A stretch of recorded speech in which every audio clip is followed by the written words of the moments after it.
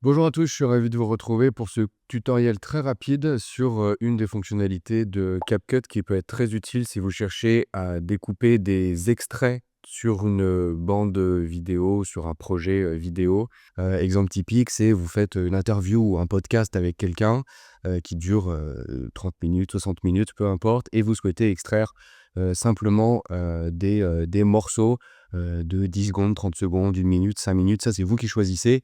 Et du coup, je vous partage tout de suite mon écran pour vous montrer. Donc par exemple, là, on se retrouve directement sur le projet. Imaginons que j'ai envie d'extraire uniquement cette partie-là, cette première partie de 16 secondes.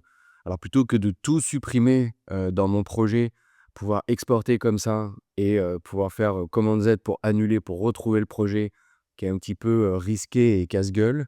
Ce que vous en fait, vous avez besoin de connaître simplement 2 raccourcis clavier qui sont le I et le O. Le I pour intro, le O enfin le I pour in et le O pour out. Donc entrée et sortie.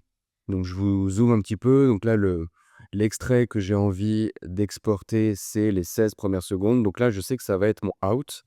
Donc là, vous voyez qu'il y a, cette partie de la timeline qui est complètement grisée et donc pour faire le in, là, vu que c'est au début, on n'a pas besoin, forcément de le faire.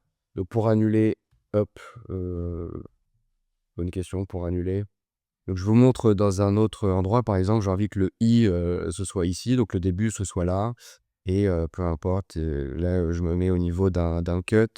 Par exemple, ici, je fais O et quand on prend de la hauteur, on voit bien que c'est uniquement la partie sélectionnée ici qui va être exportée et ensuite vous faites comme une vidéo classique, vous exportez, en cliquant en haut à droite. Vous choisissez, votre emplacement, vous cliquez sur exporter et le tour est joué. Et voilà, c'est pas plus compliqué que ça. N'hésite pas à t'abonner pour ne pas manquer les prochains tutoriels. Ciao!